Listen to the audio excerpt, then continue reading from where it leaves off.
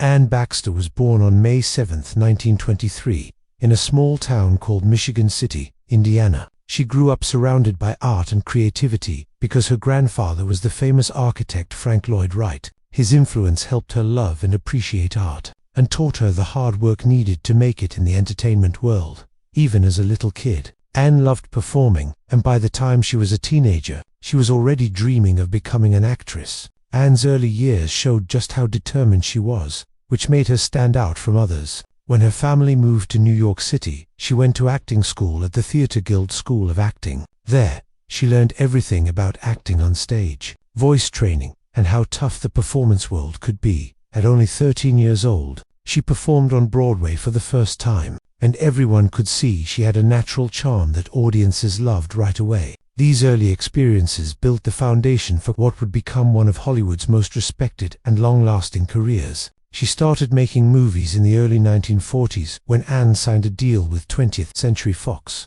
She appeared in her first movie in 1940, and soon after, she was getting all kinds of roles that showed she could play deep and real characters. Unlike a lot of actresses back then who got stuck playing the same type of role over and over, Anne had a special talent for switching between sweet heroines, complicated dramatic characters, and even dark, sneaky villains. This ability to play so many different types of characters quickly got the attention of both moviegoers and film critics. One of her biggest early wins came with a movie called The Razor's Edge in 1946, where she starred alongside the handsome Tyrone Power. Her performance as Sophie MacDonald, a troubled woman destroyed by sadness and addiction, got her tons of praise, and she won the Academy Award for Best Supporting Actress. This role proved she was a serious dramatic actress, and is still remembered as one of the best performances of her entire career. Anne herself often talked about how emotionally draining it was to play Sophie, and she admitted that the character stayed with her even after they finished filming.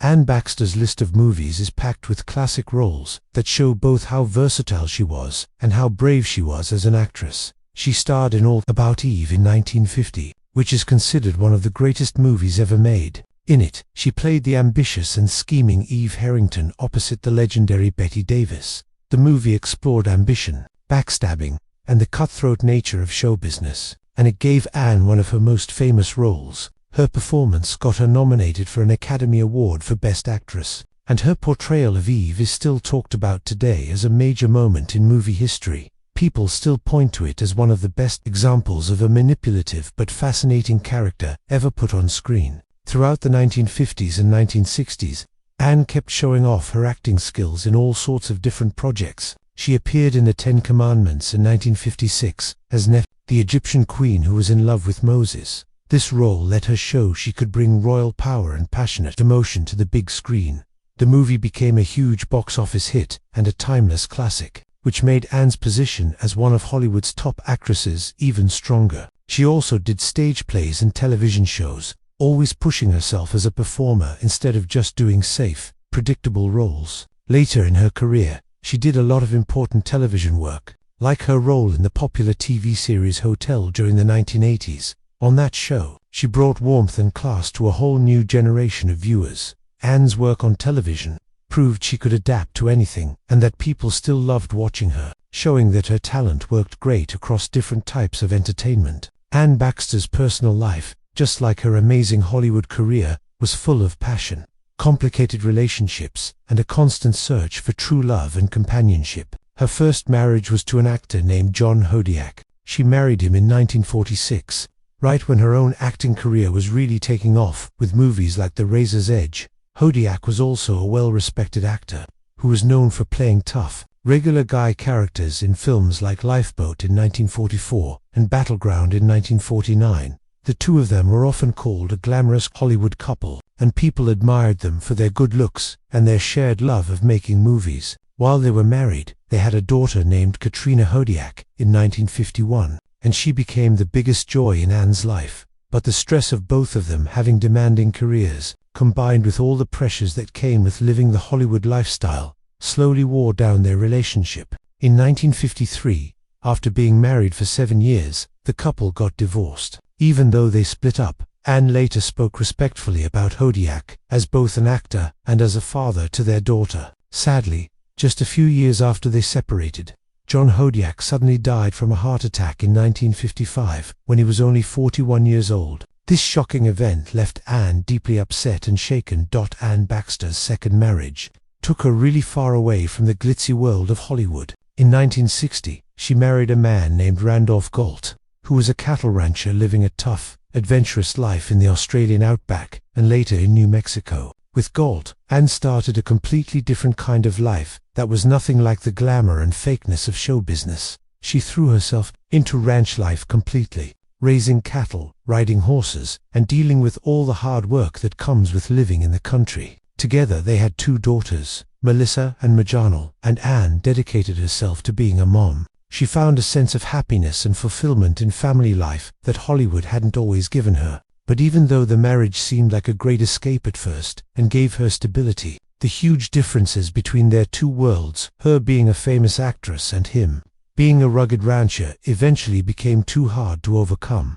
After almost 10 years together, their marriage ended in divorce in 1969. Still, Anne always said that this time in her life taught her important lessons, gave her a new way of looking at things, made her stronger, and let her step away from the intense spotlight of being famous. Her third marriage happened later in life when she married a man named David Clay, who was a successful stockbroker in 1977. By this point, Anne was an established star who was respected for her work on stage, in movies, and on television. With Clay, it seemed like she was ready to enjoy a new period of her life, filled with stability and shared companionship. Friends said their marriage was full of warmth, respect for each other, and hope for building a peaceful future together. Tragically, this happy chapter was cut heartbreakingly short. Only 9 months after they got married, Clay suddenly died from an illness. The loss absolutely devastated, and AU had just started to imagine a more peaceful life after decades of both professional successes and personal struggles. When Anne Baxter,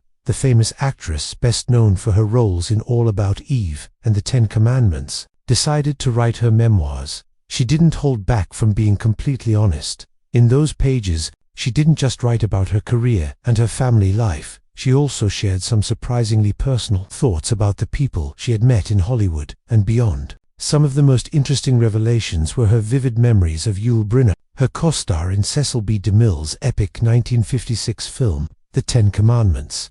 Their relationship, both on-set and off-set, was a mix of amazement, fascination, and undeniable chemistry between them. Anne's words have the power of someone who wanted the truth, told exactly the way she felt it, and her honesty gave readers a peek into the private world of one of the entertainment industry's most magnetic and attractive leading men. He was massive, Anne wrote, putting emphasis on the word to show just how strongly she still felt about his presence years after they had worked together.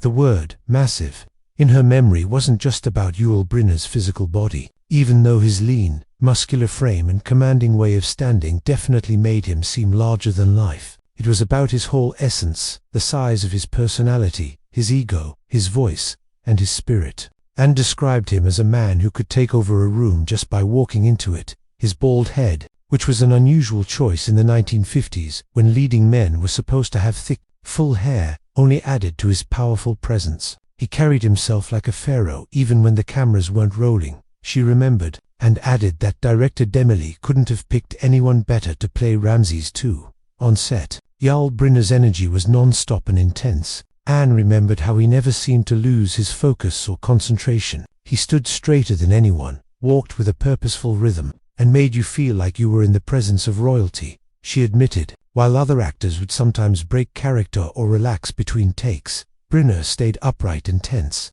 like his body refused to let go of the power he was playing. His voice also had this incredible weight to it. Anne described it as a deep, booming sound that could command armies or whisper seductive things without ever losing its authority. She admitted that sometimes she found herself reacting instinctively to his presence, like a moth drawn to a flame. But it wasn't just his professional work ethic and discipline that left such a big impression on her. Anne revealed that Yul Brynner's personal magnetism went way beyond the stage and the movie screen. He looked at you with eyes that stripped away every pretense, she wrote. It was like